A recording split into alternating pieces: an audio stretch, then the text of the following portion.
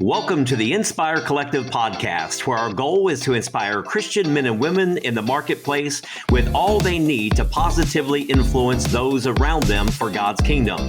My name is Chris Bowen, and today we're sitting down with Aunie Brooks. Aunie has held numerous roles at the John Houston Homes and is now the Senior Director of Culture and Communication.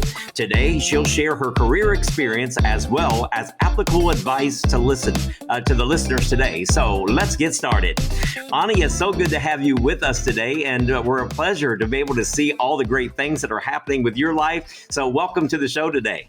Oh, thank you so much, Chris. It's a joy to be on the show. It's always nice when people actually want to listen to your story and talk to you. Well, you have a fascinating story, so we're very excited to get started with that. And so first off, just tell us a little bit about who Aunie is, what you're about, and the passion that you have behind your gift. Oh, thank you. Well, I am very passionate about my family, first and foremost. So I've been married for 17 years to my husband, Clayton, who is a fantastic songwriter. Anyone listening, you should look him up on iTunes. He will bless you very much. But we have 3 children, Connor, Caden, and Asher, 13, 9, and 7, all boys. And so our house is very, very noisy all the time. But it's a lot of fun.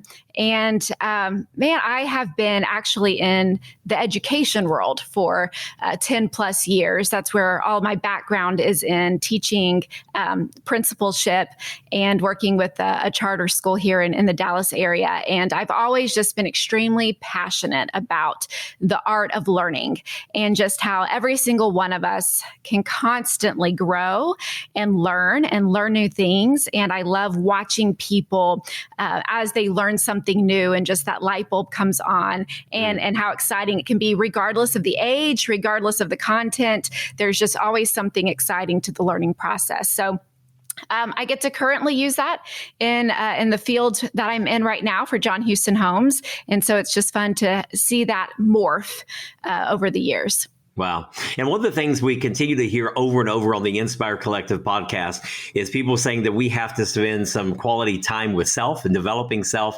And I love the story about those 3 children that you have, because I'm a grandfather now. All my boys are out of the house. And it's like, wow, all the racket, the noise that you think one day I'll have peace and quiet. Now you kind of miss that. So it's always great to add family to that. So can you tell us a little bit about your start with John Houston Homes and how you've grown into the current role as Senior Director of Culture and Communications? Yeah, absolutely. So really, the whole transition from education over to working for a real estate company, which really we're a family of real estate companies. So it's more than just home building. There's mortgage and other things there. But the story of transitioning from education into this company is nothing short of a God story, really. Yeah. And I love telling it. I'll sum it up quickly for the show so I don't bore you. But man, it was... I had been, like I said, with education for 10 plus years and loved it. Loved what I was doing. I was working in the district office, overseeing professional development. So training teachers, principals, and the people in the district. Loved what I was doing, was passionate about it. And about 6 or 7 months before I came to work for John Houston Homes, I just started to sense a transition coming in my spirit. It was just kind of a restlessness in my spirit. And for other Christians out there who are led by the Holy Spirit and the voice of God, you'll know that feeling. It's just like He kind of prepares you ahead of time.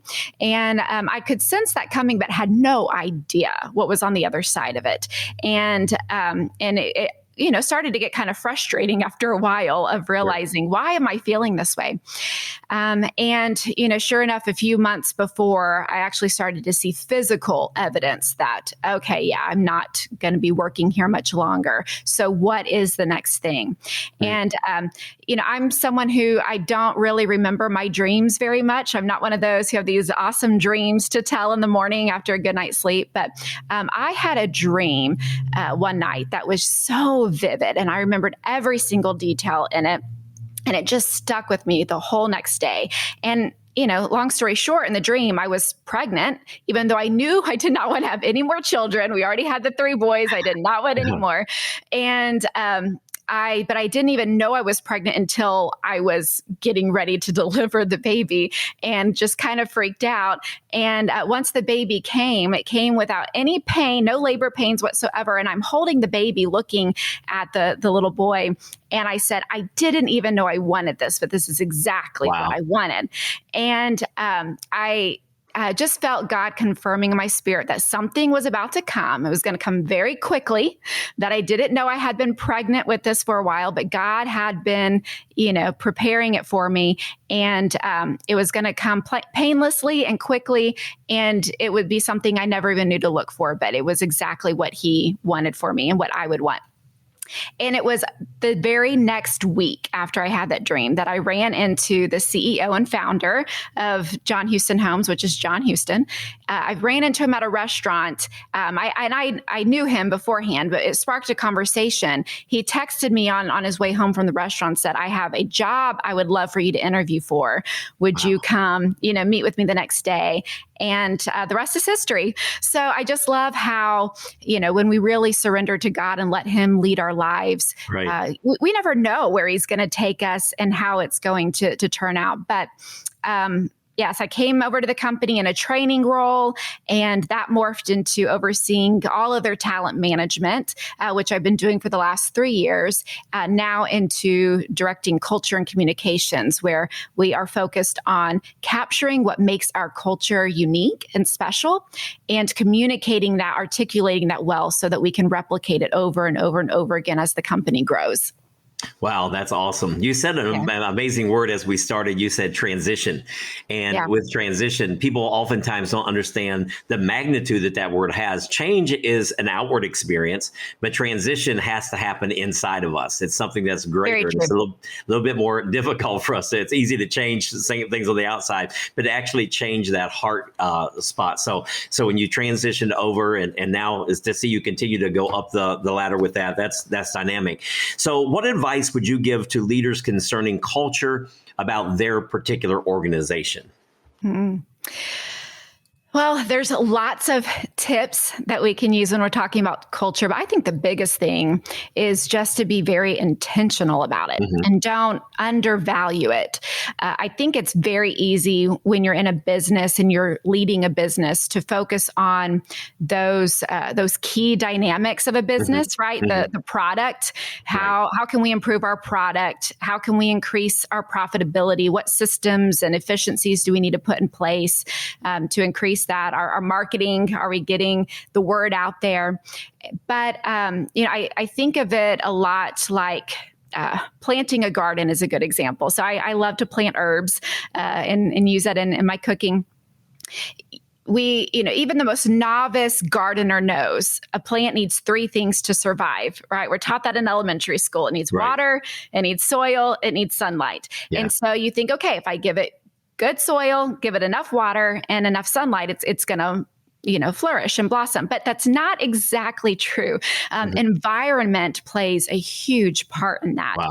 And, you can't grow an orange tree in Alaska. The environment is just not the right fit for that. And so when you're looking at a business, of course, there's these key ingredients that we know have to be put in place. The product's got to be solid. You've got to market it. You've got to have systems and processes to make you profitable. But if the culture is off, if the environment that when the employees come in to that company to work, if it's toxic or if it's just not exactly healthy or right, the system or the business is going to fall apart. It's not going to thrive. And so don't undervalue it and be intentional. I think a lot of times we think, hey, if I'm a good person, if I hire good people, and if we treat people well, culture just kind of takes care of itself.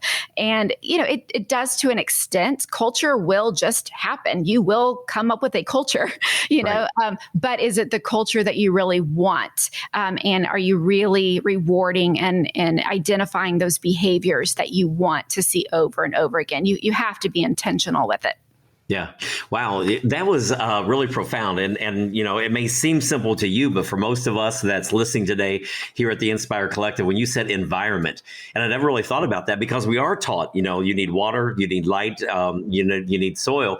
But you just brought in another great factor that orange tree won't grow, in certain areas. It's got to have, can't have the cold. So that's amazing. So maybe even with our lives, sometimes we need to really stop and look at that, the environment, that culture that we may be in right now. Maybe we need to do some of that, again, transitioning that we talked about earlier. So do you think that each member of the organization holds a responsibility in how they behave as it relates to culture? Oh, absolutely. Absolutely. Every single person adds to that culture. Culture is just a collection of behaviors, accepted behaviors and norms. And when, just one person, all it takes is one person to not behave that way. And it affects the cultural makeup and dynamic. There's nothing more frustrating than owning a business and then you see this customer review on Yelp that it's just a horrible, 1-star rating and just going through their experience with the company. And as you're reading it, you're going, well, this isn't what we stand for at all. This isn't describing our culture and our company at all. And it can always come back to who was the employee that they had an experience with. Right. And so, all it takes is one person to behave outside of that culture, and it affects the way others view the company and view it as a whole. So every single person plays a part. Absolutely. Yeah. I have a little company I do with real estate as well. I like playing with it. I've sold about 120 houses in my career. And one of the things that I've really learned is in a company is it's kind of like a tire that's out of balance. When one tire is out of balance, it throws the entire car off. Absolutely. And even my 2-year-old child, when he was little, would say, Daddy, why is the car bouncing? And it was simply because he could recognize that something was out of balance. And so in our companies, corporations, or even our ministries, we have to really regulate that and make sure that we are taking care of that little piece that will balance everything back out. Yeah. So what do you find to be the key differences between internal and external communications? Well, honestly, I would say you want to keep it as similar as possible, external and internal, as far as the actual message goes, the words you're using, the phrases you're using. When you mix that and you say something different externally than you're saying internally, it starts to get confusing and it starts to feel like it's not really who you are, or if you're describing an event, it's not really what took place. So I would actually say you want to keep the messaging, the words and the terms that you use very similar. But obviously with your internal group, you can go much deeper with it. I think probably a really great example of that for us is just we have as part of our branding, we have a brand vision, and that brand vision for John Houston Homes and our family of companies is helping people find their way home. So that's something that guides us in how we message both externally and internally, what our purpose is, what our vision is.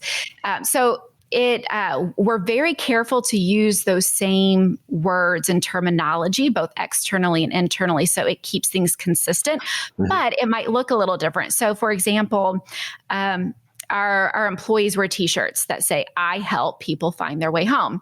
Well, that's an external message and internal message. But when people come into our model homes and they see that t-shirt, it's this, here's a wonderful guide who's going to help me find my way back, my way home. And, but that home that is capitalized with a capital H. And so that's something that we can communicate even more internally and say, what do we really mean by home? Because our mission, the company mission, ever since the founder started it, is to reach people for Christ and give to the kingdom. So it's a very faith-based mission.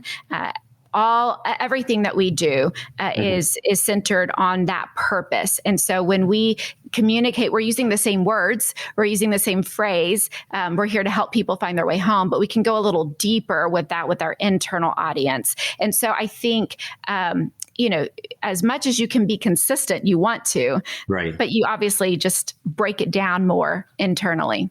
Okay. Would you say that one is easier than the other? Oh, goodness. Communication is just hard in general.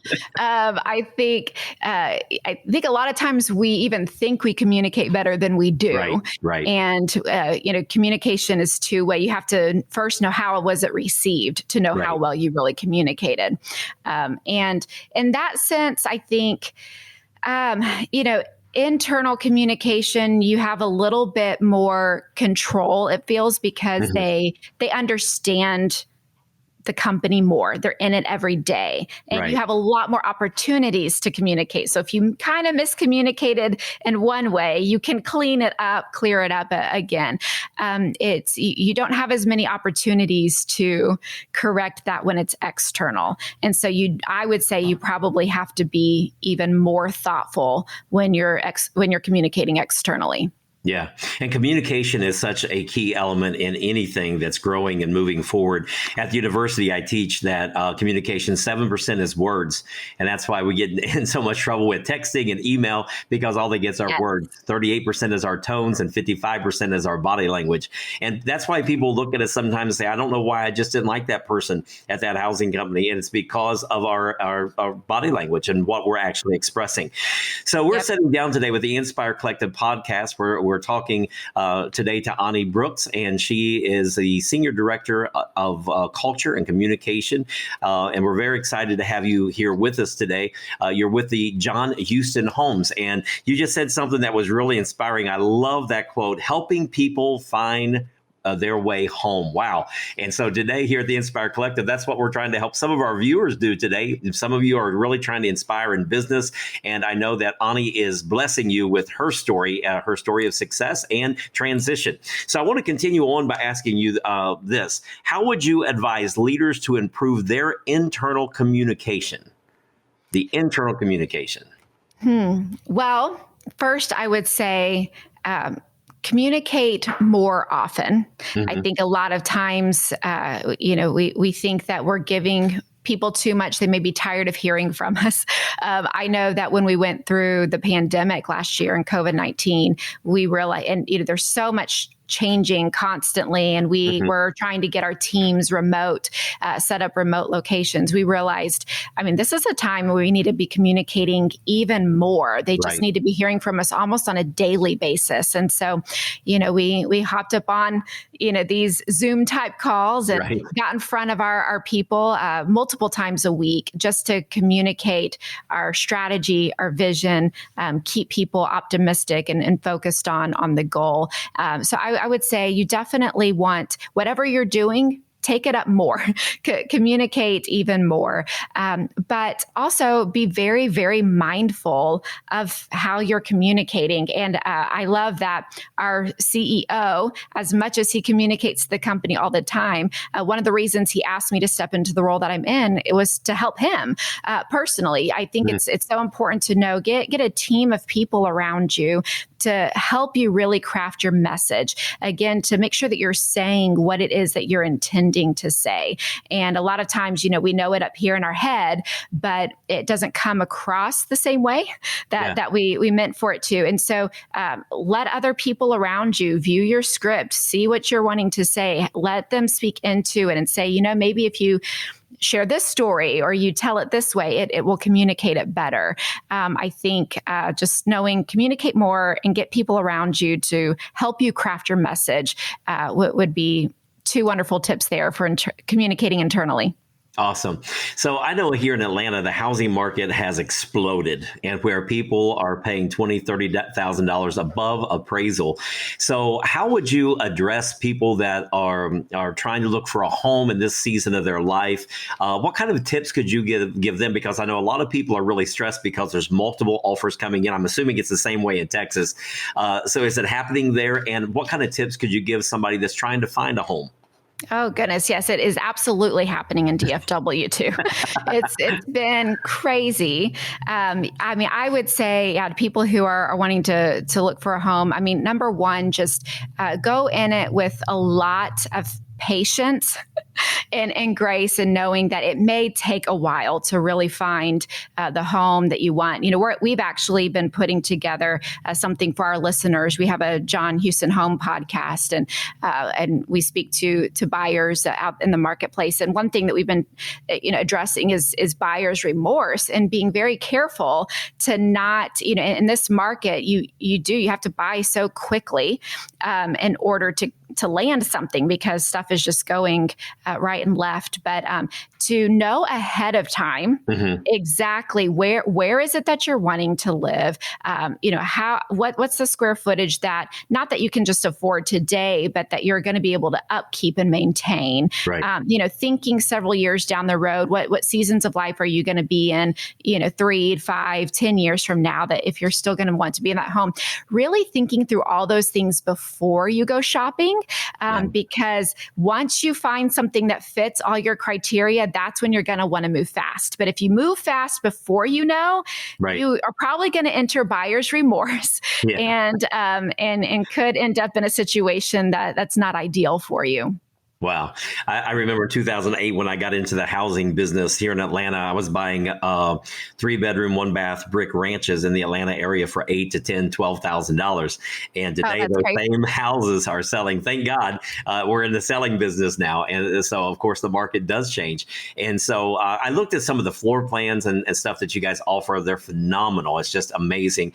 And you can tell the quality of service that you guys are giving. I love the Christian base behind that as well. And that's what we do here at Inspire Collective. For our listeners that are listening, we're bringing the marketplace and the Christianity together to show that we should be leading the world in leadership and in success. So we're excited about that. So we're excited also about the issue number 2 coming out for the Inspire magazine, and you're going to be featured in that. And you wrote an article. So tell us a little bit what we can expect from your article coming up in the Inspire magazine. Oh, yes. I'm excited that you guys invited me to participate.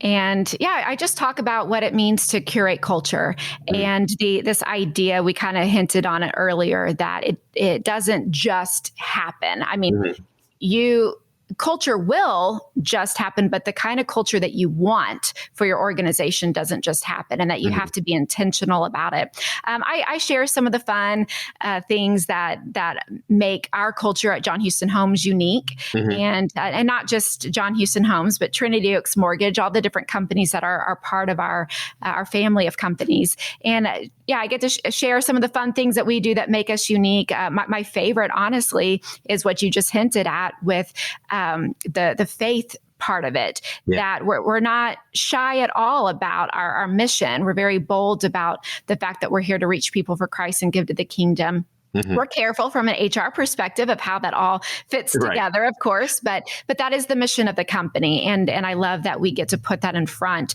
of our employees all the time. And it's very, very much a part of our culture, and creates a great atmosphere. And then I also just talked too about some of the things that leaders can do to start shifting the culture where they're at now, if they feel like some things need to shift, whether it's small or large, we can all do something. Yeah, it's great. You've been talking about culture and communication, which you're the senior director now, and how powerful is that for our viewers to hear? Because you're with this company that is successful. It's spiritual driven, and so there may be people out there listening that say, "Hey, I would really like to connect with Aunie. I would like to be able to figure out what her strategic plan was, or how she got started, or even where you're at now to follow you." So where can people connect with you and hear more advice pertaining about leadership and culture?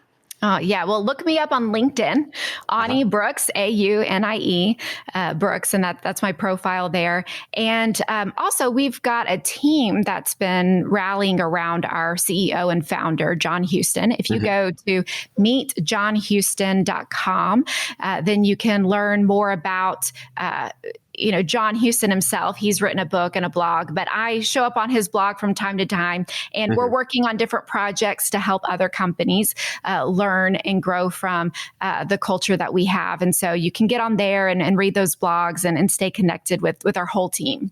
Okay. One final question for you. If someone was wanting to get in the housing business, in the marketing or the real estate piece, what kind of advice could you give them? Sounds like you've been around this for a minute now and you continue to go up the ladder. What kind of advice could you give some of our listeners that may be saying, I'm really interested in real estate, but I don't know how to get involved?